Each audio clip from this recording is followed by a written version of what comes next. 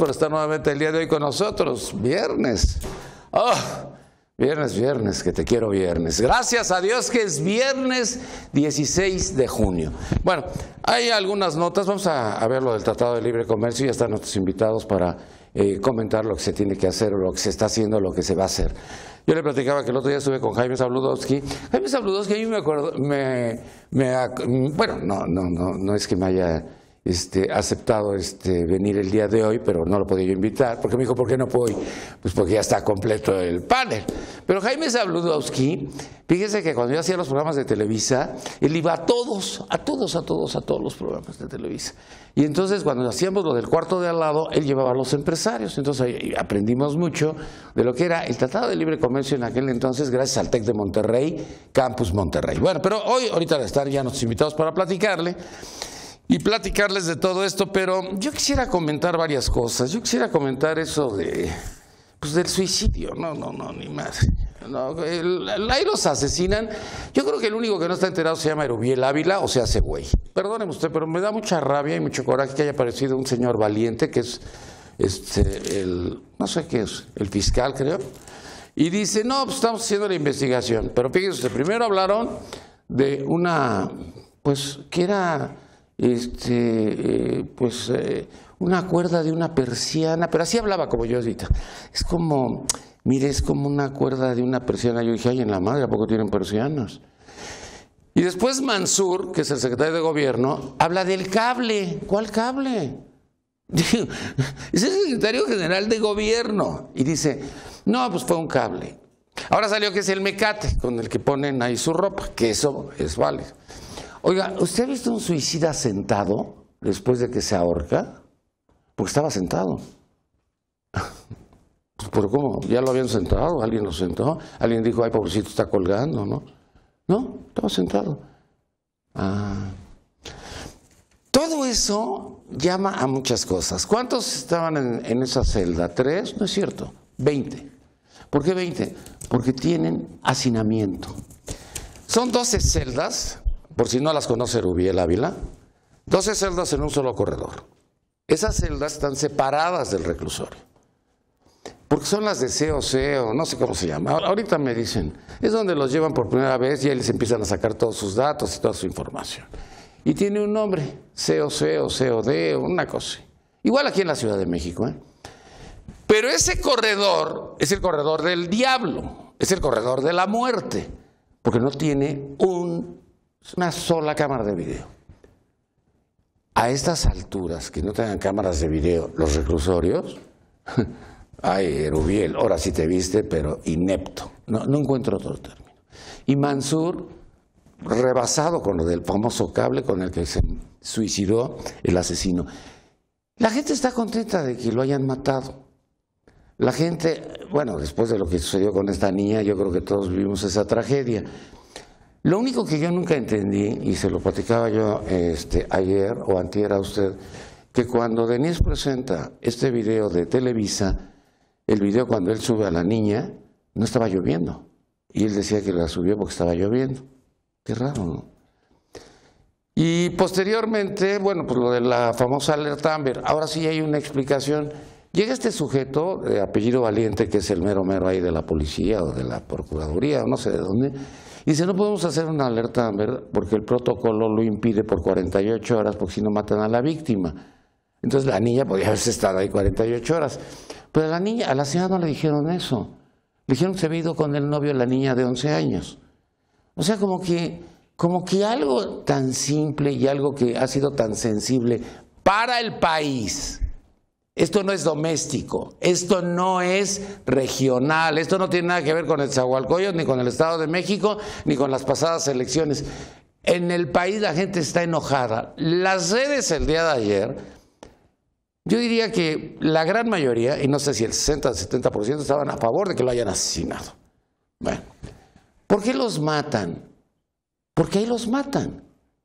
Para que sepa Rubiel, llegan y los encueran, les echan agua, les ponen los cables y ahí los dejan. Y ya, los sacan muertos. ¿A poco no lo sabías, Rubiel? ¿No sabías eso? Pues vete enterando, porque es la forma en que los asesinan ahí. Por eso no hay cámaras, para que no haya testigos.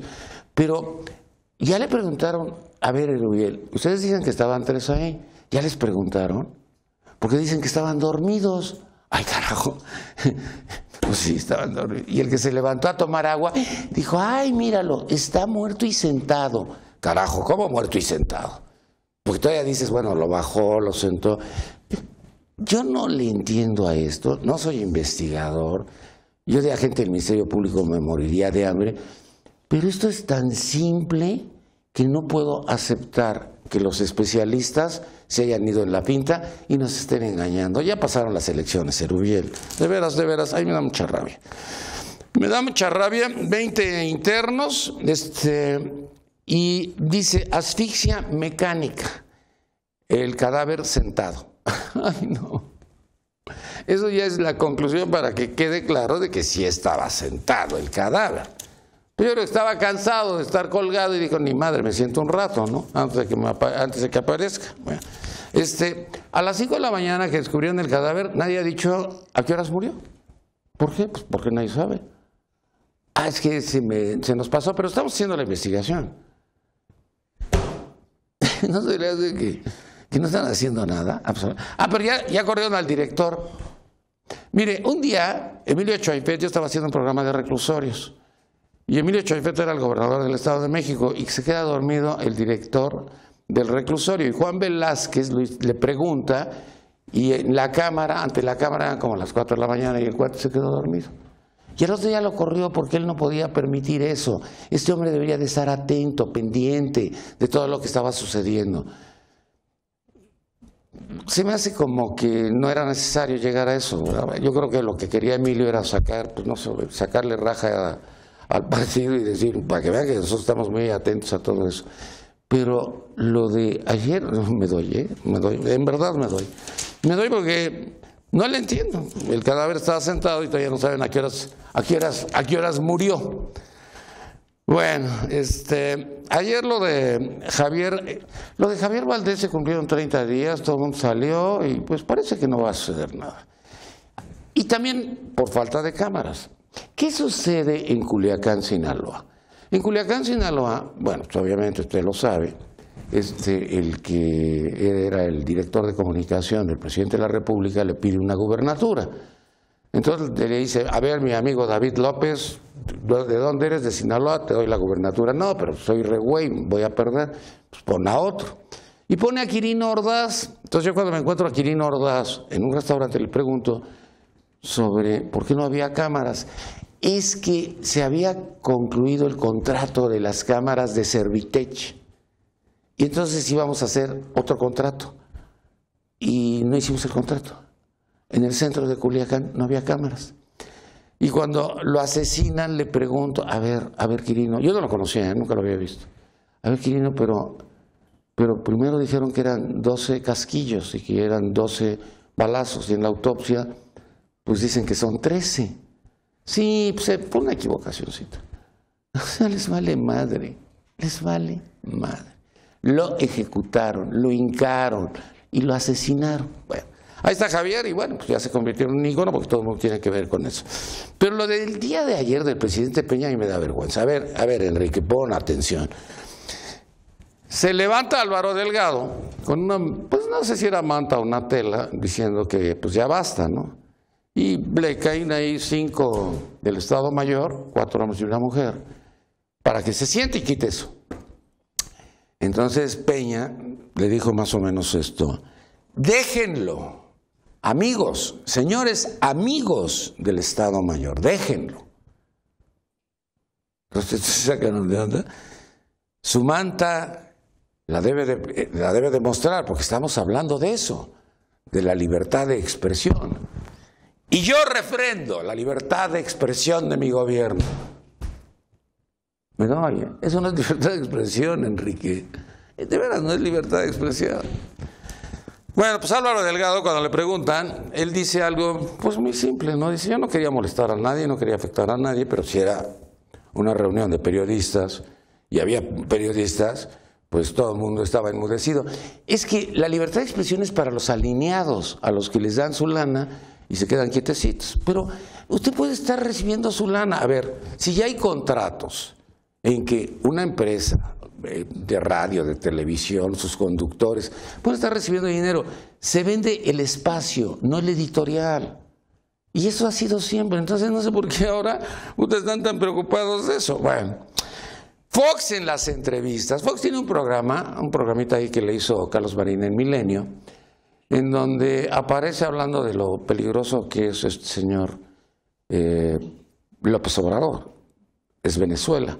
Yo me acuerdo del Chacho Barraza, cuando era presidente de Coparmex. Él iba todos los viernes a mi programa a decir que López Obrador era un peligro para México. ¿Se acuerda usted? El Chacho Barraza es el que pierde las elecciones allá en Chihuahua con Javier Corral. Chacho Barraza con eso pues adquirió muchas acciones de Aeroméxico. Esta era, pues yo creo que la condición de que sacaran a la línea bandera que era Mexicana Aviación y se quedara Aeroméxico, y a través de Banamex, porque él tiene ligas con Banamex, porque es socio de Banamex, sacaron todo lo que es la adquisición ¿cómo se llama? De Aeroméxico. Todo estaba establecido así. Bueno, está bien. No ganó López Obrador por .56, haya sido como haya sido. Pero ahora veo a Fox en un roadshow. Se va a que lo entrevisten. Yo nunca había visto a Fox en entrevistas, en la radio y en la televisión, diciendo, amigos, tenemos que despertar. Maduro es un asesino. Ya cuando dijo asesino, dije, ya le dio en la madre a todo eso. Sí, vamos bien, Fox. Bueno, entonces cuando dice que Maduro es un asesino y que no queremos eso con López Obrador, porque López Obrador sería esto otro Venezuela, que no lo debemos de permitir. Yo me puse a pensar, ¿será López Obrador o será que tienes miedo de que si llega López Obrador, y yo no votaría por López Obrador, te lo digo, Fox, yo no votaría por López Obrador, pero ¿no te dará miedo de que si llega López Obrador, Marta Sagún y sus hijos y tus hijastros se van a ir a la cárcel por todo lo que se robaron en petróleos mexicanos? Yo creo que ese es tu gran temor, pero bueno. El Partido Acción Nacional también dice lo mismo, pero el Partido Acción Nacional es un partido, estoy de acuerdo, ahí sí. No, son un peligro, es un peligro que gane esa expresión, que gane López Obrador, y por eso quieren ellos una alianza o algo de qué forma vincularse con el PRD, pero, ellos hablan de una alianza progresista. ¿Por qué dijeron alianza progresista? Porque Mancera fue muy vivo. ¿Esa es una alianza PAN-PRD? No, porque Silvano Aureoles dijo, entonces yo voy a ser el candidato, y ya también vino ¿a qué viniste a la Ciudad de México, Silvano? Si eso lo puedes hacer allá en Morelia. Pues fue hasta Milenio, fue a Televisa, a todos lados apareció, diciendo que él iba a reconstruir el país. Yo no sabía que estaba devastado el país, pues dijo, es que el país lo voy a reconstruir como candidato a la presidencia de la República. Oiga, pero Mancera también está ahí. Mancera no es perredista. Entonces los perredistas pues, no dijeron nada, pero Mancera, que es muy vivo, dijo una alianza progresista. Y en esa alianza progresista, pues va el PRD, va Movimiento Ciudadano. Partido del Trabajo no, ese Partido del Trabajo PG es de Raúl Salinas de Gortari, ni vais a pensar que es de Alberto Anaya, ¿eh? O sea, del innombrable, ellos son los dueños de ese partido. Bueno, es un partido que ni importa.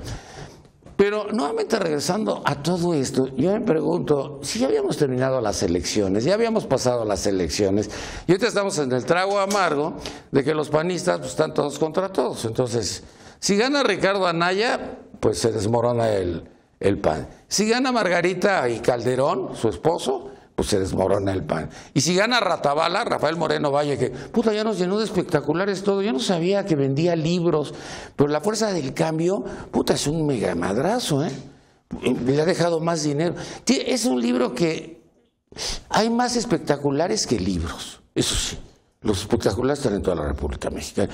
Pero no se preocupe, usted no los paga nadie más que Diodoro Carrasco, que es el secretario general de Gobierno allá del Estado de Puebla y que es el encargado del negocio durante estos 2 años, porque a Tony Gali lo tiene ahí a un ladito viendo lo de los guachiculeros. Bueno, pero bueno, pues yo sí estoy preocupado por todo esto, porque ya le salió otro aspirante a la gubernatura.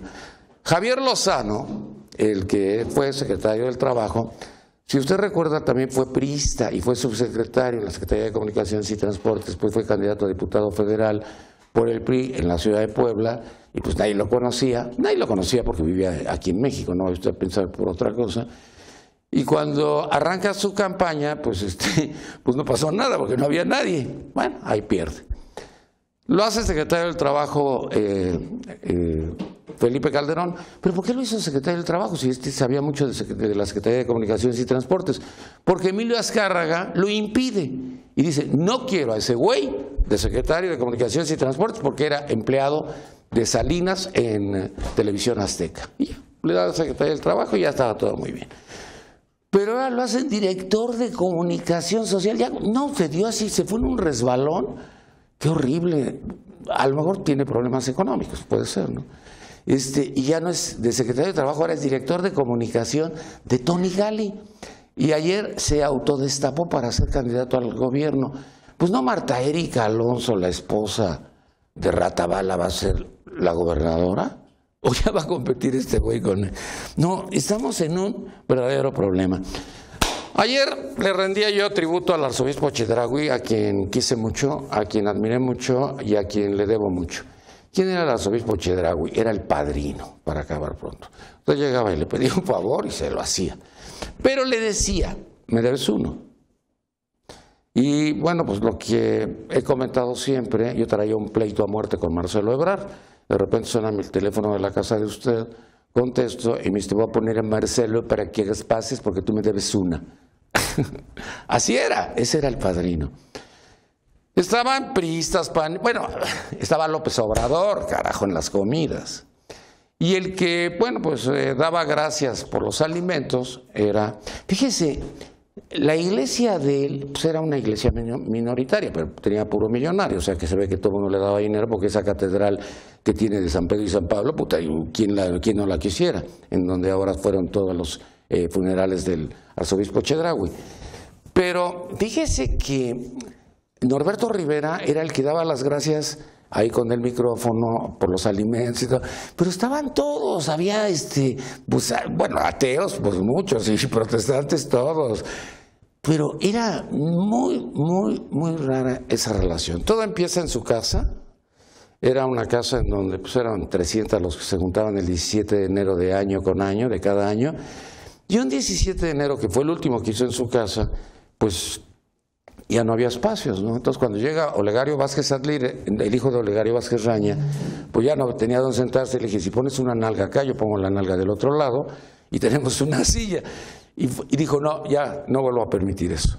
No había ni sillas, no, estaba eso impresionante. Y después éramos como 3,000 o 4,000. Entonces yo ahí conocí a Vergara, al dueño de las Chivas, porque es que iba todo el mundo, es que tenía esa capacidad de convocatoria. Nadie le iba a dar regalos, nadie. Y un día Vicente Fox, porque tenía una gran relación con Marta, este arzobispo mandó decir que cambiaran la fecha de la comida y que no fuera el 17 de enero, porque él estaba fuera de México, pero llegando se hacía la comida. Y entonces este arzobispo le dijo, yo nací el 17 de enero, no el día que tú regreses a México. Y ya, así, ese fue su estilo. Con Felipe Calderón fue frío, fue como frío todo eso, no sé por qué, porque además es mocho Felipe Calderón, no lo entiendo. Pero con Peña, terrible, terrible. Entonces ayer que lo vi a Peña al frente del féretro, me recordé al arzobispo Chedraui cuando se pelea con Luis Videgaray y lo corre de su casa. Eso no lo sabe usted. Le empieza a decir cosas a Luis Videgaray y dice, te largas de mi casa. Es que yo soy el secretario, me vale madre, te largas. Ese era Chedraui. Todos dicen, recibía dinero. Bueno, pues recibía dinero, pero no era para comprar coches ni para comprar alhajas. No le daba por ahí. Pero y entonces viene el enfriamiento con Peña y bueno, pues ya el gabinete de Peña no iba. Y a propósito del gabinete de Peña, oiga, ya veo el 3 de 3, es una mamada, tienes razón Vicente Fox cuando dijo que era una mamada. Presentaron su 3 de 3 los del gabinete, pero se reservaron todo. O sea, de lo que se roban, eso no lo ponen o no entiendo. Pues estaba muy fácil. A ver, Peña, no estaba muy sencillo. Esto es herencia, y todo el mundo heredó. Pero bueno, no entendí. Y ese gabinete de 19, pues 2 no presentaron. ¿Cómo? ¿Raúl Cervantes? Pues no iba a poner el ejemplo el señor fiscal o procurador o qué. Pues no presentó nada. Está fuerte, ¿no? Bueno, ya están nuestros invitados el día de hoy. Vamos a platicar del Tratado de Libre Comercio. ¿Qué sucede con el Tratado de Libre Comercio? todo lo que sufrimos ya no sufra usted, ¿eh? Ya se terminó todos esos problemas. Con las broncas que tiene Trump, pues yo creo que no está muy pendiente de lo que es el Tratado de Libre Comercio. El día de hoy nos acompaña el doctor Jorge Eduardo Pascual, presidente de la Institución Nacional para la Celebración del Día del Abogado. Jorge Eduardo, mucho gusto, bienvenido. Mucho gusto, Nino. TLC. Pues muy bien, aquí estoy frente a verdaderos especialistas del tema. Yo quiero iniciar nada más con algo que supe, que sé sobre el Tratado de Libre Comercio. Resulta que en una ocasión recién se firmó el Tratado de Libre Comercio. Estaban juzgando a un doctor Machaín al que de sacaron. México, se lo secuestraron y se lo llevaron a Estados Unidos.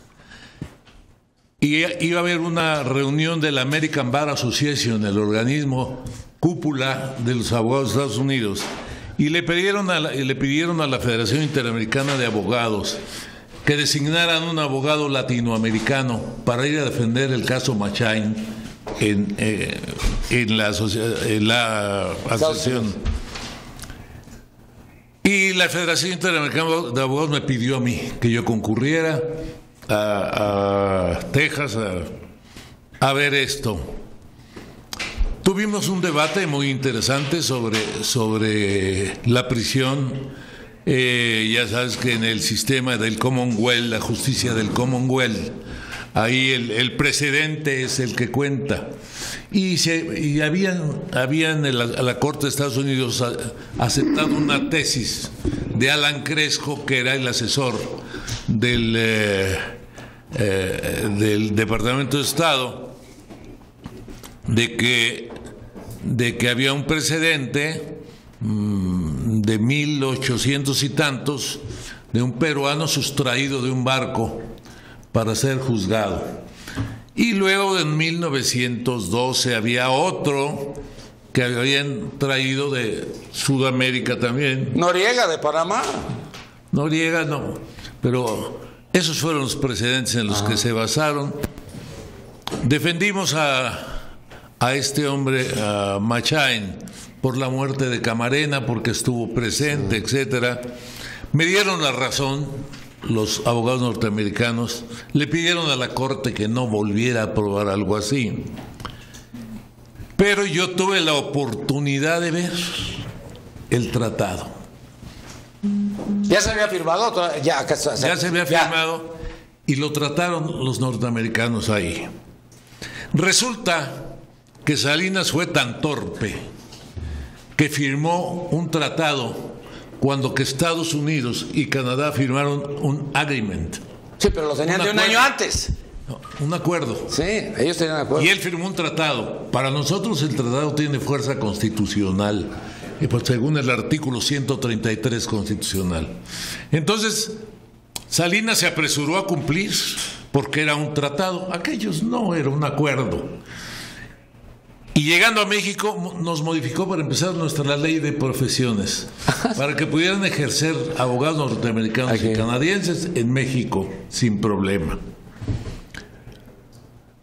A los 3 días había 300 abogados de Mackenzie en Monterrey, en Guadalajara, etcétera, reparticiones del pastel. Y desde entonces son los abogados corporativos de todo el país los que dependen de los despachos norteamericanos. En el Tratado de Libre Comercio se acordó también un panel, un tribunal interno de 30 miembros de cada país. Los 30 mexicanos salieron de despachos norteamericanos, de despachos ligados con los norteamericanos, los integrantes del... Pero me alcancé a ver un adendum que había firmado Salinas en privado en el Tratado de Libre Comercio, estableciéndose la obligación para México de que en menos de 10 años habría juicios orales en México, que es una barbaridad y está resultando una barbaridad. lo que está pasando con los juicios orales. ¿No se hallaron un compromiso que había hecho? Sueltan a todos los delincuentes, salen todos en razón de los derechos humanos, quedan libres y se creen su palabra, etcétera. Entonces, para mí, el Tratado de Libre Comercio, lo que yo conocí, lo que yo vi, fue una barbaridad. Lo que firmó Salinas, porque él firmó un tratado y ellos firmaron un acuerdo. Claro. Acuerdo que han estado dispuestos a no respetar. Estados Unidos no lo respetó. No solo, no podemos los abogados ir a ejercer a Estados Unidos. No podemos. No podemos ejercer si no nos aprueba la barra de cada estado. Nuestros transportistas, nuestros camioneros no pueden cruzar. No pueden pasar. Llegaban los de McDonald's y decías, y bueno, ¿y los nuestros por qué no pueden pasar? Entonces, este tratado siempre fue una torpeza, pero ahora llega Trump con la novedad de que no quiere tratado con México y empieza a golpearnos. Y entonces, sí, me permitiré pedir a los especialistas que estuvieron en los diálogos del tratado, que hagan uso de la palabra. Muy bien. Fíjate que ahorita sabes de qué me estaba acordando, cuando el tratado, ellos tenían el acuerdo de personas, porque ellos tenían mercancías y personas, los canadienses y los estadounidenses, y nosotros no. Entonces el CEO de Ford, cuando lo entrevisté yo, ya firmado el tratado, me decía, nosotros estamos eligiendo México por la mano de obra que es barata, es lo único que nos importa. El CEO de Ford, no me estaba hablando un gerente. Entonces tú decías, pues entonces nos vieron la cara de güeyes, porque los europeos brincan de un lado para otro como chapulines y nosotros no podemos entrar a ningún lado. El día de hoy también nos acompaña Diana Arley Illescas, ella es profesora de la Facultad de Derecho de la UNAM, litigante experta en Telecán. Bienvenida. Muchísimas gracias. Si mueves tantito tú hacia ti. Hacia mí, ¿ahí estamos? Sí. Muchísimas gracias por la invitación. Es un tema muy complejo, ¿no?, de platicar. Se ha platicado mucho de esto a partir pues, de la presidencia de Estados Unidos, pero es un tema que causa un poquito de polémica, porque yo me acuerdo cuando entró en vigor el Telecán, nadie lo quería. Sí. Y ahora que dicen lo vamos a denunciar, todo el mundo está ofendido porque lo van a denunciar, entonces ya no entendimos muy bien, ¿no? Creo que el Telecán, obviamente a mí no me tocó participar en la negociación, creo que los que tienen la mejor motivación de lo que se pretendía son el resto de los panelistas. ¿Que son mayores de edad? A mí me ha tocado. Yo también qué soy tan sutil. chiquita. Te salvaste tú también. También, estamos salvados. Pero aquí a mí me ha tocado verlo ya en funcionamiento. Y que es un poquito lo que quisiera poner ahí sobre la mesa, que seguramente son temas que vamos a tener que abordar necesariamente. Creo que un poquito las críticas ahorita van hacia el gobierno mexicano, de que es mucho su responsabilidad el habernos concentrado en el mercado de Estados Unidos y por qué no nos diversificamos. Bueno, yo creo que los acuerdos comerciales no determinan absolutamente nada. Los estados, creo que la misión que tienen es establecer los instrumentos internacionales, porque ellos son los que tienen la competencia para suscribirlo. Pero ¿quién determina el mayor o el menor éxito y utilización de los tratados? Los agentes comerciales. Es decir, los estados democráticos como México, como Estados Unidos, no pueden guiar a los agentes comerciales para indicarles a quién venderlo, a quién comprarle. Eso es un modelo que le funciona a China. A China le está funcionando porque en el sistema que tienen ellos sí les pueden ordenar hacia qué mercados se tienen que enfocar en la compra o en la venta.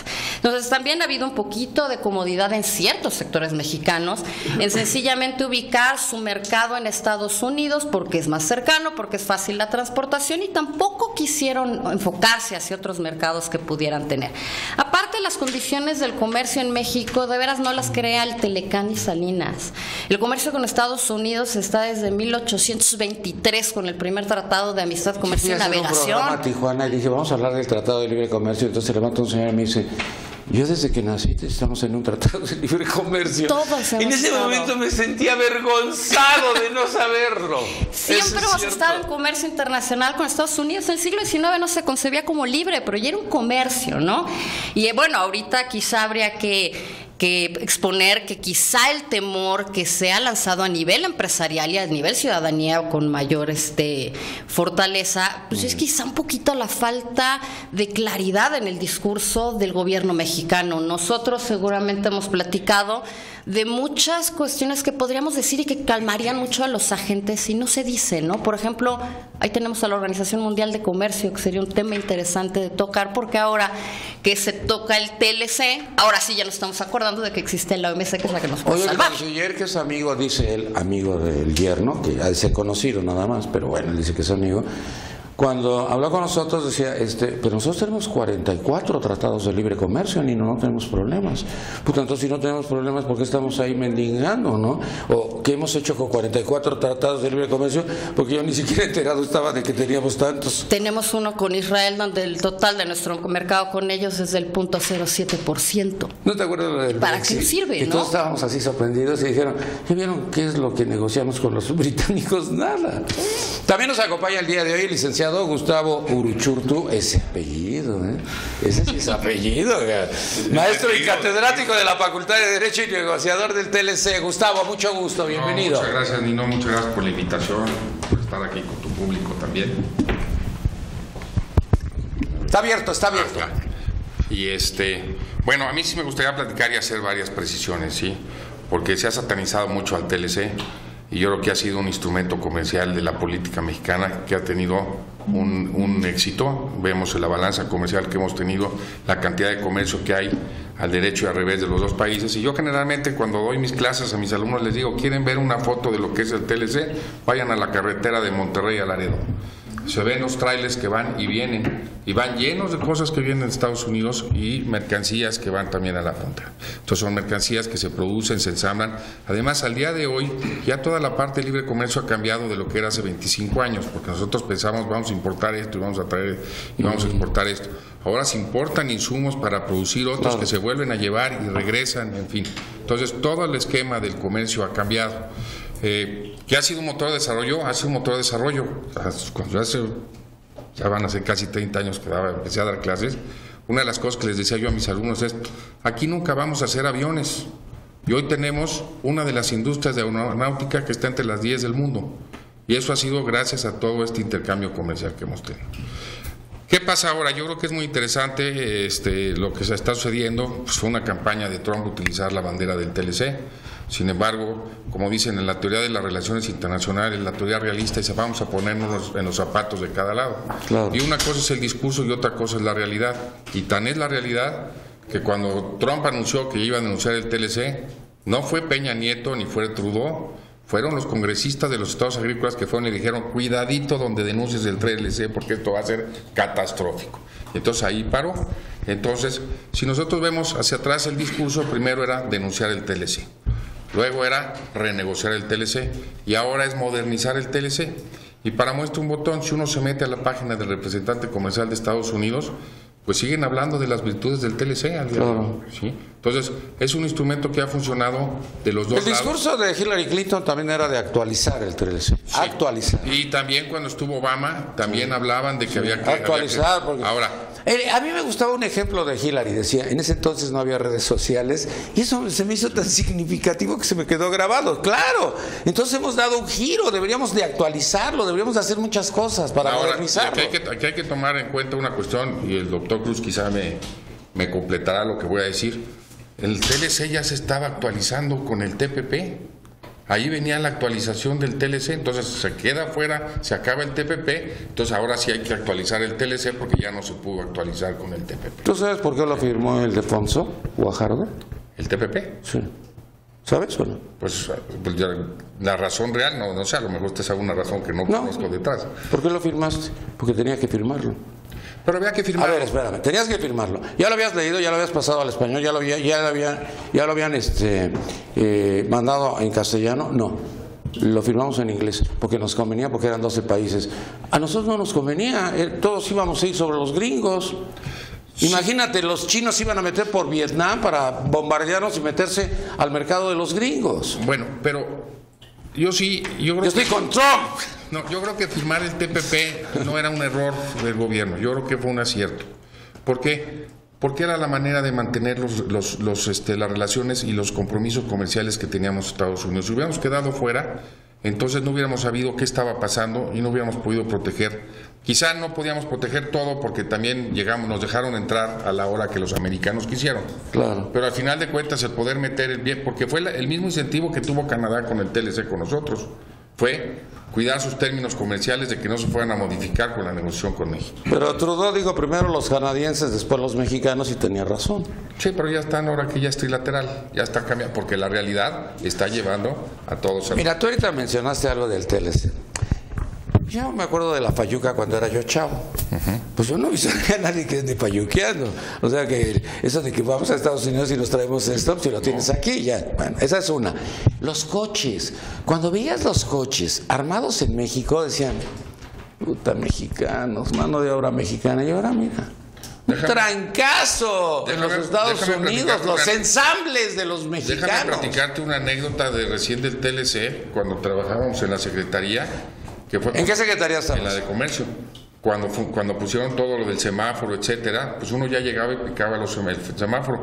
Y recuerdo una vez que tuve que ir a Brasil que fuimos a una comisión, llevaba una computadora, pero primero me aventé como hora y media para poder pasar la aduana, porque estaban todos los brasileños que llegaban con las maletas. Eso sí, llegaban con todo. Como se hacía antes aquí. Eso sí, ¿verdad? Sí. Puta, me quitaron la computadora que llevaba a la Secretaría porque no tengo un permiso de importación. Entonces tuvimos que hablar a la embajada habló y me dijeron, el día que te vayas de Brasil, pasas y te la devolvemos. Llego al aeropuerto, viene un policía, me entrega la computadora y digo, bueno, pues voy a ir al duty free. Me dice, no, usted va y se sienta en la sala y no se puede levantar, y lo voy a estar cuidando, pues no puede mover la computadora de ahí. Sí, entonces la modernización, los cambios que hubo, precisamente derivado del TLC. Bueno, aquí también tenemos caballeros. Está Jorge Caballero Matamoros con nosotros. Él es el negociador de reglas de origen y aranceles del TLC. Jorge, mucho gusto, bienvenido. El gusto es mío, muchas gracias, Nino, por invitarnos a tu programa. A mí posiblemente me gustaría hablar de los retos y oportunidades que ofrece esta renegociación. ¿Hacia adelante? Hacia adelante. Me quisiera enfocar en especial a lo que es el intercambio de bienes, que esos bienes, para llamarles libre comercio, es porque no pagan aranceles cuando van de un lado a otro, pero la condición para que esos bienes no paguen aranceles es que hayan tenido una suficiente transformación en el área de Norteamérica y por ello ganen el derecho de no pagar impuestos. A eso se le llama reglas de origen. Y esas reglas de origen fueron diseñadas hace 25 años, que representaron una fotografía de la tecnología y de las capacidades que cada país tenía en ese momento. Es claro que esa tecnología y esas capacidades han cambiado durante estos 25 años. Y en mi opinión lo que hay que hacer es actualizar esto y reflejar las capacidades de cada país en la producción de cada uno de los bienes. Muy bien, yo ahorita estoy teniendo así como recuerdos la industria del vestido. Cuando llegan los italianos a México, ellos compraron High Life ya existía, pero salen con ropa ya para meterla a los Estados Unidos, ahí es donde se importaba el mercado mexicano. Y salen con marcas, con Siri, Canali o no sé cuántas, pero muchas. Ellos, su interés era brincar a los Estados Unidos. Eso quería decir que era importante ese TLC. Ya los italianos montados aquí en nuestro país, comprando tiendas, abriendo tiendas para la industria del vestido. Yo creo que este era el inicio y era el arranque. Bueno, lo del guacamole. No lo pueden hacer con su aguacate porque es dulzón. Entonces, ¿qué dijeron ahí en el Super Bowl? Con aguacate mexicano, sí, con el otro no, porque no es pagua, ¿eh? El hash de ellos es... Como dicen los de Michoacán, dice Mireles, es que no es de Michoacán ni no. También nos acompaña el día de hoy, tú eres de las jóvenes que no estuviste en eso, pero bueno, maestra Alma Tania Vite, catedrática de la UNAM. Alma, mucho gusto, bienvenida. ¿Qué tal, Nino? Pues gracias, de hecho me complace creo que opté porque se hiciera esta mesa. Me encanta hablar de estos temas y principalmente el comercio exterior, y realmente me complace estar con especialistas, ¿no? Grandes, inclusive profesores, ¿no? Fueron mis sínodos de la especialidad en comercio. Entonces me complace estar con ellos. Quiero hablar del Tratado del Libre Comercio. Quiero hacer una aclaración. ¿Qué? Tenemos 12 tratados de libre comercio firmados con 46 países.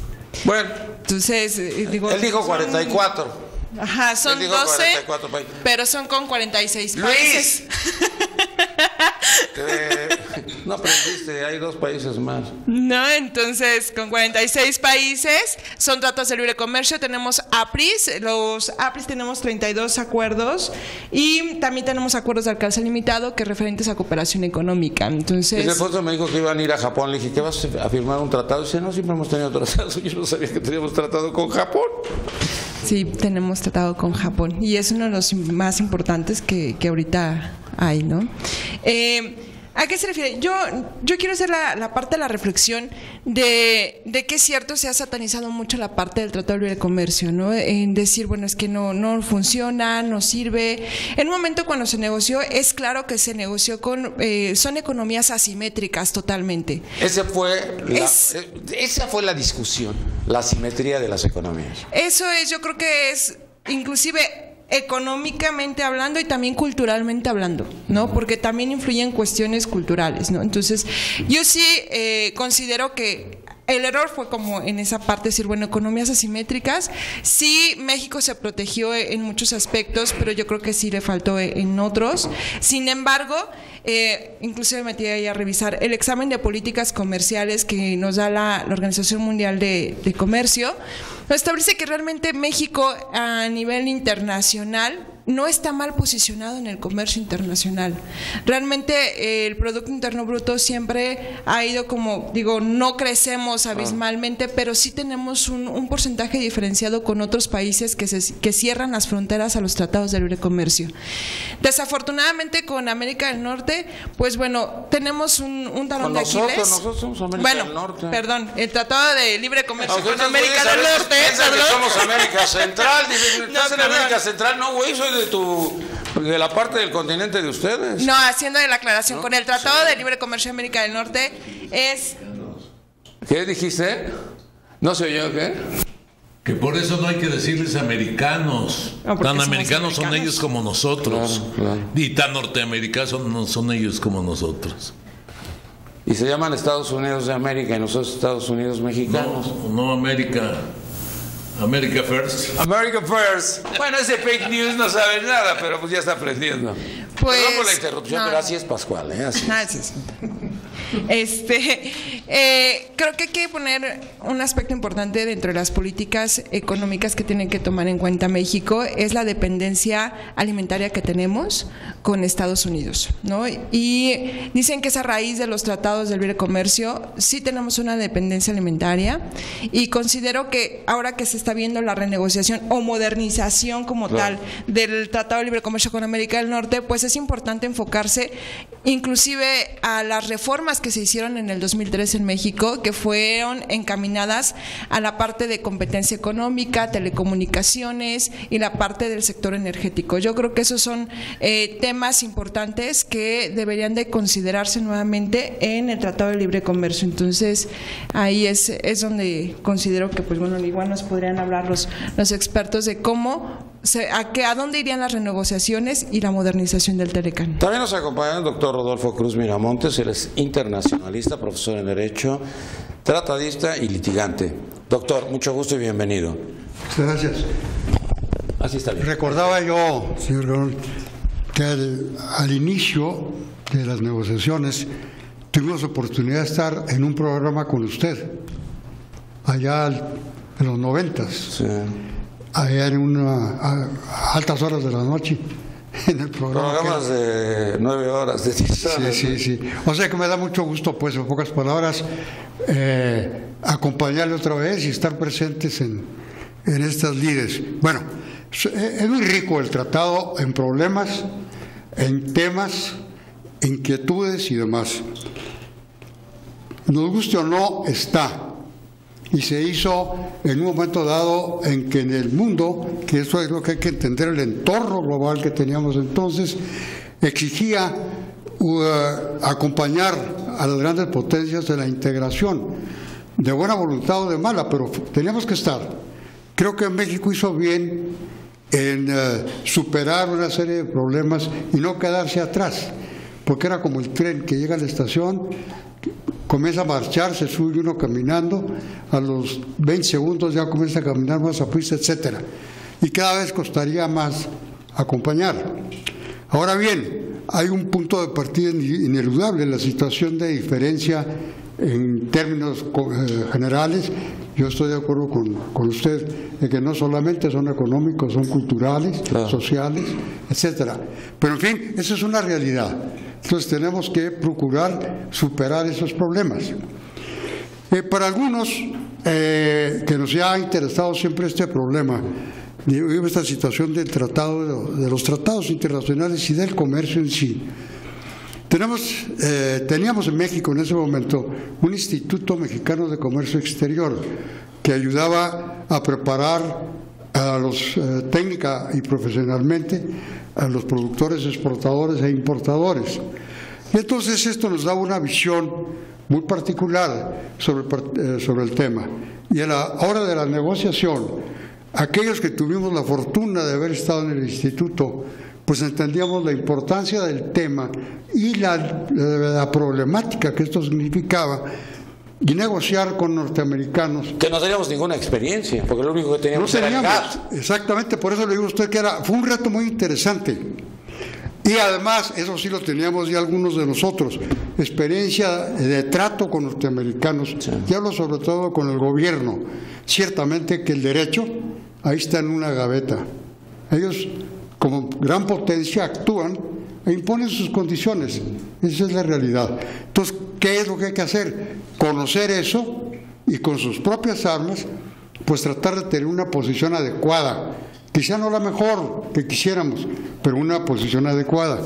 Tuve la fortuna entre las negociaciones de conocer aquí a Gustavo, porque nosotros en el sector privado tuvimos la oportunidad de organizarnos, de crear un instrumento, no fue más que eso, la COESE, la Coordinadora Empresarial en Comercio Exterior.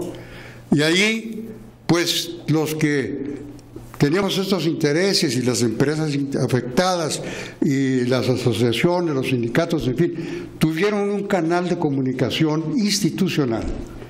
Y eso creo que es muy importante, porque además a la hora de la negociación se basó en las posiciones que los sectores interesados, 174 monografías, si mal no recuerdo, se presentaron. Y sobre eso, con los que entonces estaban de funcionarios en el gobierno, pues fue un arma que fue puliéndose entre las dos partes para buscar la mejor posición.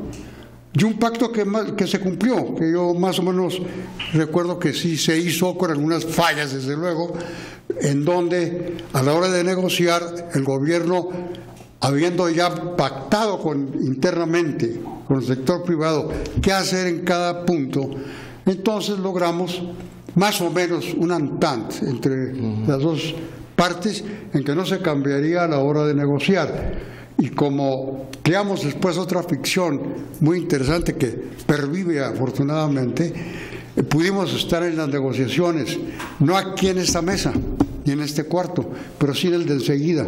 El cuarto de al lado. Cuarto de al lado, eso lo inventamos precisamente por ello. De tal manera que puedo decir a usted y a todos ustedes, pues que sí fue una negociación aguerrida, fructuosa, interesante, muy rica, digamos. No sacamos lo que queríamos, ciertamente, pero sí sacamos algo más. ¿Qué era lo que queríamos? Mire, hay una lista de... ¿Qué es lo que no pudimos sacar? Algo, lo que sea lo más importante. Yo siempre he pensado que fue el de personas. Bueno, mire, a lo mejor estoy equivocado. No, lo que pasa es que hicimos una lista de temática que inclusive yo traigo por ahí algunas notas de qué es lo que más nos preocupaba. Nos preocupaba un trato que en México se da de carácter impositivo que no tienen allá. Necesitamos tener créditos competitivos como los tienen ellos, que no teníamos acá. Necesitamos una infraestructura para aprovechar todo lo que tenemos y hacer eficientes nuestras exportaciones y nuestras importaciones, y de eso no se ha hecho casi nada. O sea, una modificación y un brinco hacia arriba, desde luego, para estar mejor. Y algo más que le voy a decir, y qué bueno que aquí hay abogados, inclusive profesores de la facultad, porque eso lo hemos vivido. Yo he litigado en estos temas desde antes del tratado, Y uno de los grandes problemas que teníamos nosotros antes del tratado, porque eso lo vivimos, yo fui abogado del cemento, entre muchos años, y fui presidente de la Cámara del Cemento. O sea, me metí mucho en esto. ¿Y cuál era la gran frustración que tenía uno? Que iba uno a Estados Unidos con su producto, le acusaban de una práctica que ellos les llaman desleal. Es un término absurdo, porque una práctica no es leal o desleal. La gente es la que es leal, no la práctica. La práctica es legítima, legal o no. En fin, las prácticas de estas, pues, ilegales, yo les llamo ilegales. Ganaba o perdía usted. Y si ganaba, o más bien, si perdía, quería usted interponer un recurso en Estados Unidos contra el productor americano. Y era un problema terrible y le costaba una fortuna. Y ya subir más en recursos más arriba era prácticamente imposible. A la hora que íbamos a negociar el tratado, me enteré yo que Canadá y Estados Unidos tenían ya un tratado. Pocos años antes lo habían celebrado, igual que este, pues ese más bien es nuestra copia de aquel. Y ahí tenían un capítulo 19 de prácticas desleales de comercio, como tú recordarás. Y en ese sistema, pues ellos sí tenían un mecanismo que nosotros añorábamos tenerlo. Gracias al tratado lo logramos. Y esta es una de las piedras en el zapato de los americanos, que ahora van a querer negociar. Eso se lo ha puesto a usted. Quitar esa molestia del capítulo 19. Y logramos otros 2 capítulos más de negociaciones. La inversión es uno de ellos, y el capítulo 20, que es cuando el Estado no cumple con lo suyo. Ese ya lo boicotearon esos gringos con un gasto, para variar, de azúcar.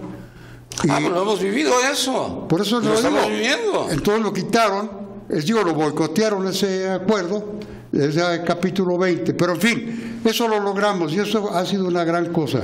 Porque a través, fíjese usted, del capítulo 19, que es el de las prácticas estas impropias e indebidas, hemos tenido ya casos que hemos ganado, casos en que nos hemos arreglado y casos que hemos perdido.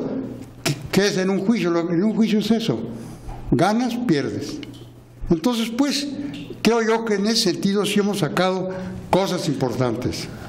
Ahora, yo estoy de acuerdo también que en el famoso TPP, yo se los dije a los senadores en la intervención que tuve, no tiren a volar los capítulos del TPP, guárdenlo en una gaveta. Ese se va a requerir, porque o firmamos el TPP, que yo creo que se rejuvenecerá, porque es un tratado estratégico más que comercial para los Estados Unidos, y vamos a utilizarlo. Y si no, de perdida, en la modernización, no renegociación, en la modernización del Telecán, ahí vamos a utilizarlos. Hay 5 o 6 capítulos muy atractivos. Entonces, este es un aspecto. Y por último, que quisiera yo añadir algo más. ¿Quiénes son los panelistas, más llamados panelistas, que son árbitros de un tribunal ad hoc, como usted también lo señalaba con razón?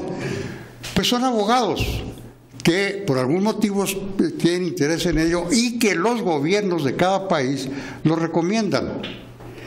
Y en el caso mío, formo parte de la lista y no soy parte de ningún despacho americano. Yo tengo el mío, modesto, pero es mío, es mexicano. Entonces, tenemos esas posibilidades. Y estas son cosas interesantes e importantes. Hemos ido a Ginebra con casos también. Esta es otra oportunidad sumamente interesante a través de todo esto. Con ello concluyo. No, es que yo quiero seguir escuchándolo. Es usted la enciclopedia del Tratado de Libre Comercio. Estoy impactado, estoy impresionado, en verdad. No, nada de eso. No, pues mire usted, lo que pasa es que se hace lo que gusta y lo que uno necesita para vivir al fin de cuentas. Entonces esto es muy interesante porque sí es muy atractivo y tiene una gran transformación lo que está pasando ahorita en el mundo, que a veces no nos percatamos. Y esto es, pues, indispensable porque cada vez más va unido del desarrollo de un país en todos los órdenes con la parte comercial. El comercio es tan viejo como el hombre, ¿no? Como los fenicios. Como Dan lleva. Sí, ahí empezó, ¿verdad? Ahí empezó. A la hora de la hojita. Con Bueno, la ya. famosa manzanita. Ah, no, yo estaba pensando en otra cosa, ya después de la manzana venía la hojita. Ahí ¿no? no negociaban. La hojita era la negociación, ¿no? Bueno, vamos despidiendo, vamos con los comentarios finales, con las conclusiones, pero yo en verdad quiero agradecerle antes que nada al licenciado todo lo que he aprendido en estos momentos, de lo que he escuchado. Bueno, vamos despidiendo. Diana, Arley y Yescas, tu conclusión, tu comentario final. Mi comentario final, yo creo que para opinar de las bondades para una renegociación que está hablando del Telecán hay que verlo sector por sector. Cuando se habla de que Estados Unidos tiene la balanza deficitaria, es completamente cierto, pero es culpa de su déficit fiscal, no es culpa del comercio que tiene con México. Entonces hay que revisar bien, creo que tiene muchísimas bondades. El capítulo 19 de solución de controversias es una joya que ellos lo saben mejor que yo. México fue su aportación. Creo que ni siquiera Estados Unidos logró dimensionar lo que firmaron, lo que los mexicanos lo hicieron firmar, y me parece que tiene muchísimas bondades comerciales. Los Estados Unidos como México tienen su agenda política y yo creo que no hay que meternos tanto en ese discurso, sino en la realidad y en el sentido pragmático que debemos ver cómo es el comercio. Muy bien, muchas gracias, licenciado Gustavo Uruchurtu. Conclusión. Sí, muchas gracias, Dino. Creo que es muy importante ver ahorita el periodo que hay de aquí a agosto en los que se pueda iniciar la negociación. Y ahorita están en pláticas, ¿verdad?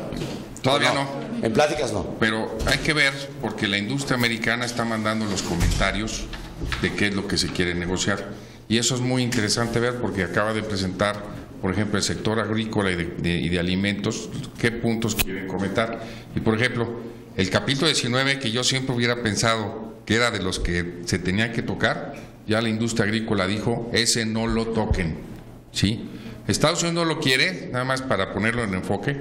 El secretariado, que es el que administra ese mecanismo, está en el Departamento de Comercio, en el lugar más recóndito, en el sótano, en una esquina que seguramente guardaban las escobas y las jergas y eso, ahí lo pusieron, porque para que la autoridad americana diga, yo no quiero verlo, no quiero saber de él. Pero es un instrumento que ha dado, es lo que ha permitido seguir manteniendo abierto el mercado americano, tanto para Canadá y para México. Para Canadá es la joya le pusieron la joya de la corona del TLC, para ellos lo más importante del TLC es el capítulo 19. Pero hay otros tratados, hay que modernizar el de telecomunicaciones, porque las telecomunicaciones que tenemos ahorita no son las de hace 25 años, el sector energético, en fin, hay que ver algunos, el de reglas de origen al que se refería Jorge, es ahí la parte medular, porque es donde está toda esta parte de la industria automotriz y de muchas de estas industrias en donde que lo que van a buscar es ver cómo frenarlo, nosotros cómo poder defender, porque al final de cuentas somos una plataforma exportadora. A ver, una pregunta, Gustavo.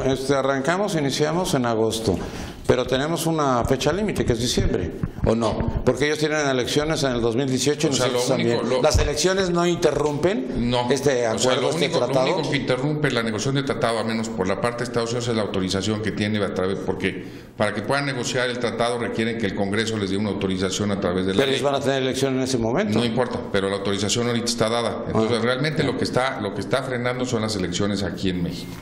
Esa es la premura que tiene. Entonces tiene que estar antes de que concluya.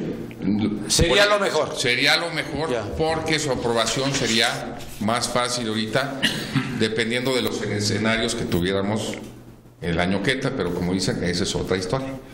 Ya le va a pegar a López Obrador, pero estaba cerca de eso. No dije nada. Sí, hasta el aeropuerto les iban a quitar. Muchas gracias, Gustavo. Licenciado Jorge Caballero Matamoros, tu conclusión, si eres tan amable. Sí, exacto. Yo quiero regresar al tema de reglas de origen, porque quien cumple con el contenido regional, insisto, es quien tiene la oportunidad. ¿Qué debemos de entender como reglas de origen? Regla de origen es el requerimiento mínimo de transformación que se debe de realizar en una manufactura para tener el beneficio de no pago de los aranceles, y que es lo que constituye el libre comercio entre los países. Mi gran tema aquí es, yo decía hace un momento, que son los retos y oportunidades hacia el futuro. Entiendo mucho el tema de las elecciones tanto en Estados Unidos como en México, y a mí en lo particular me preocuparía mucho que por ello sometieran a un estudio minucioso sobre cómo deben de modernizarse estas reglas de origen. En aquel entonces, lo primero que se empezó a trabajar inclusive de manera extraoficial, fue el tema de reglas de origen. Es decir, desde 1991. Era diciembre de 1993 y aunque las negociaciones habían concluido de manera oficial en agosto del 92, se seguían instrumentando todo lo necesario para que entraran en vigor el 1 de enero del 94 y casi que no terminábamos. A mí me preocupa que piensen que las reglas de origen, si se hace un análisis cuidadoso de ellas, se pretendan iniciar y concluir en 6 meses. Me parece que es un trabajo que requiere de mucho más tiempo, de mucho talento, de mucha convocatoria por parte del gobierno, de mucha asociación entre las empresas, para que puedan dejar de manera clara plasmadas sus fortalezas como sectores de la industria mexicana y que se puedan negociar en las mesas del Telecán. El peligro somos los mexicanos, porque después de unas elecciones presidenciales es borrón y cuenta nueva.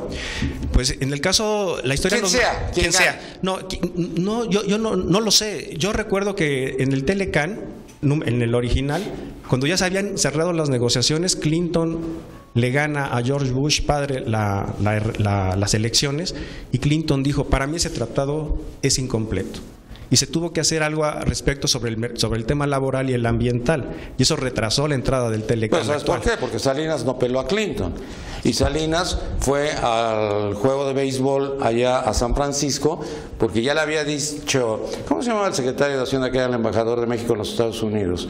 Petricholi, le había dicho: este muchachito no gana, gana Bush. Y entonces cuando él llega a San Francisco, no deja que venga Clinton a México. Y digo, el riesgo existe en que si hay un cambio en los poderes en México en el 2018, no sabemos lo que va a pensar la nueva administración y tampoco sabemos lo que va a pensar el nuevo Congreso de Estados Unidos. ¿No respetamos los acuerdos? Sí se respetan, pero si no se han concluido y no se han sido aprobados, eso es otra cosa. Eso tienes razón. Entonces, yo quiero enfatizar, hay que darle la oportunidad suficiente a la industria nacional, independientemente de los temas tiempos electorales. Aunque ganen los populistas. Que gane quien gane, pero... Sí, cosa que no dije nombres. Gane quien gane, pero denle la oportunidad a la industria nacional a manifestarse y a defender sus intereses. Y eso, en mi opinión, debe ser más importante que cualquier tiempo electoral. ¿Tú conociste a Roberto Hernández, el dueño de Banamex? Sé de él. Un día le digo, ¿sí? ¿Tú trabajaste? No, sé de él. Un día le pregunto, oye, ¿y qué sería lo más peligroso para nuestro país? Nada, aunque gane López Obrador o quien gane, nada sería peligroso. Tenía razón, y él era el dueño de Banamex en ese entonces, ¿no? Porque todo el mundo decía, qué terror, si gana pues va a expropiar otra vez los bancos, va a terminar con todo, va a concluir con todo. Y dijo, no va a pasar nada, Nino, gane quien gane, ya somos una economía diferente. Y con 40 pistas aéreas. ¿Y con cuántas? 40 pistas aéreas de su propiedad. Bueno, en la de Mérida fue donde se firmó el City Banamex, No se firmó aquí en México, se firmó en el aeropuerto, bueno, no en el aeropuerto porque era su pista. A lo mejor tenías narcotráfico este güey, ¿no? Porque era una pista privada, ¿no? Bastantes, varias. Tú ya lo dijiste, yo no lo dije. Toda la península. No es cierto, yo no dije nada, fue Pascual. Bueno, seguimos despidiendo. Muchas gracias a la maestra Alma Tania Vite, catedrática de la UNAM, y que hace 8 días o hace 15 días dijiste, yo quiero TLC. Sí. Lo vengo diciendo en 3 programas, bueno, que he venido, 2 veces que he venido de TLC. Sí, porque reitero la parte, ¿no? Satanistas en la parte del TLC, y extrañamente, como comentaba la profesora Diana, ¿no? Primero lo satanizaban y ahora que lo quieren denunciar y ahora que lo quieren renegociar es como de no lo toquen, ¿no? Porque va a haber mucho, más bien perjuicios para la economía mexicana, ¿no? Y en efecto así es. Se perjudicaría gravemente la economía mexicana si en algún momento se eliminara por completo el Tratado de Libre Comercio con América del Norte. Yo creo que aquí sería seguir las mismas líneas que comentan los expertos, ¿no?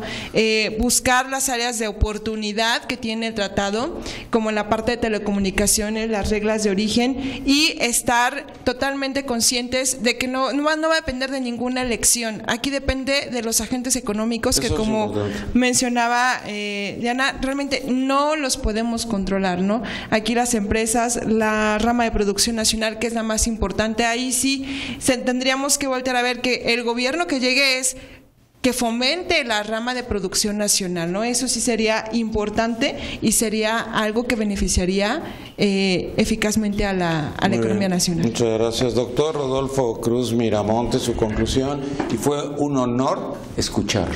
Muchísimas gracias. Pues mire, vuelvo a lo mismo, es tan rico esto que es difícil, pero en fin, de lo que has mencionado aquí, la regla de origen, yo la digo en mis clases que doy sobre estos temas, que es la llave de oro, porque para recibir los tratos preferenciales y las ventajas de un tratado se requiere acreditar que se tiene el derecho a ello, y la llave de oro es esa, la regla de origen. Bueno, otro punto que quiero señalar, la diversificación que hemos tenido con los tratados, los 12 tratados que tenemos, no los hemos aprovechado. Nos hemos quedado, claro, es más cómodo tener el mercado más importante del mundo cerca que los demás que están no tan cerca o lejos. Sin embargo, creo que una de las sacudidas que nos está dando este señor allá en la Casa Blanca puede hacer que entendamos que no nada más son proveedores o pueden serlo los americanos, y que en este momento pues volteemos los ojos también a los otros, sin dejar de aprovechar las ventajas que tenemos con el Telecán, pero también tengamos aprovechamientos de lo otro, porque inclusive yo he leído algunas veces o he recibido comentarios de Israel o de otros acuerdos que tenemos. ¿Qué pasa con México? Que no los aprovechan, con Europa o con otros tratados más. Entonces creo que esta es una llamada de atención para que nosotros sacudamos la modorra y aprovechemos. Y tengamos también otras situaciones. Eso que preguntaba usted, ¿qué no se ha logrado o qué no se logró? Pues yo creo que lo que se logró es en parte una especie de acicate para que saquemos más, si lo sabemos aprovechar.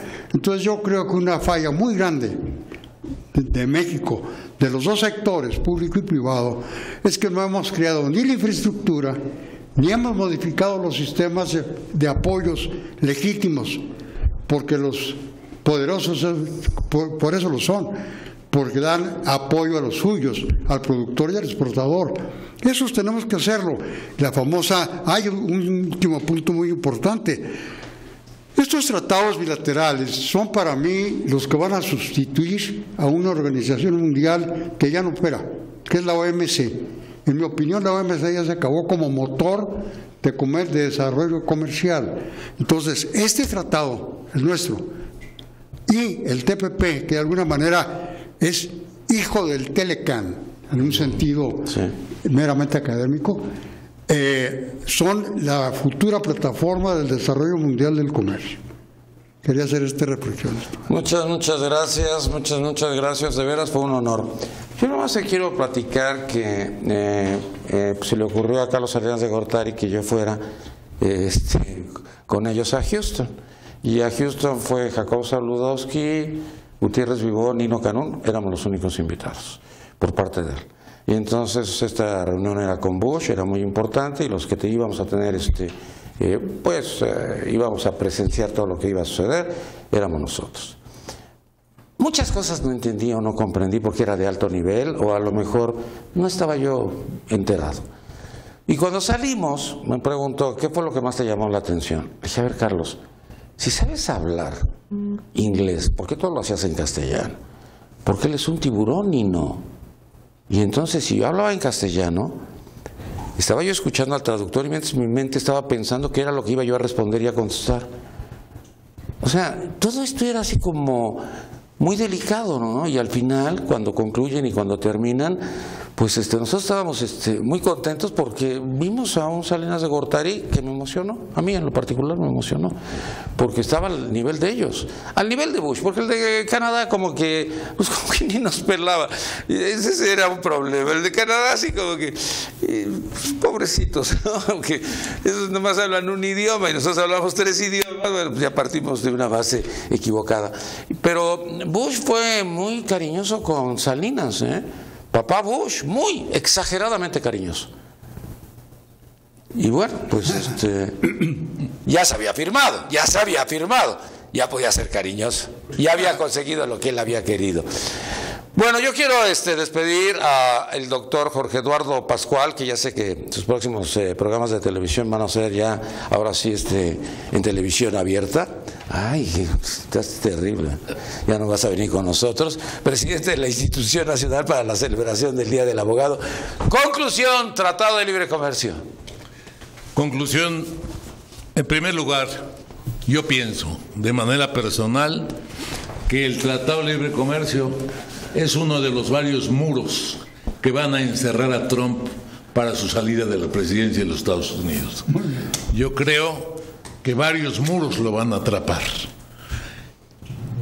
Y con respecto a lo que dije, que no quise faltar a mis compañeros, miembros del panel de especialistas del Tratado de Libre Comercio, lo que pasa es que yo he representado durante muchos años a los abogados de a pie, a los abogados de la brigada descalza de este país, que les ha venido escurriendo chamba de la que queda, de la chamba corporativa que tienen los grandes despachos comerciales en México. Y les escurre y esa es la chamba que les queda y no nos queda más que ser lo que soy, tu abogado, Nino. Muchas gracias. Mi amigo. Sí, como más importante, mi amigo. Muchas gracias. En verdad, muchas gracias. Hoy aprendí mucho, de veras. No se moleste, señor. Gracias. Muchas gracias. Mucho gusto, muchas gracias. Bueno, pues TLC, Tratado de Libre Comercio. La próxima semana vamos el lunes con partidos políticos, el martes seguramente vamos con mujeres exitosas, que ha sido un verdadero éxito. Lo más complicado y difícil es que estas mujeres han hablado de lo que no nos hemos atrevido a hablar los hombres sobre la política mexicana, y por eso yo creo que ha tenido tanta efervescencia. El miércoles vamos ya con un cierre sobre lo del Estado de México, ya esto parece que está concluido, ya yo veo a la gente de López Obrador que, bueno, pues no va a hacer absolutamente nada, y no sé cuándo le den la constancia de mayoría a Alfredo, se dice que será hasta agosto, pero bueno. El jueves vamos con el debate más importante de los jóvenes, y el viernes, dígame usted qué quiere para el próximo viernes. Buenas tardes, gracias, me despido de usted, mi nombre es Nino Canún.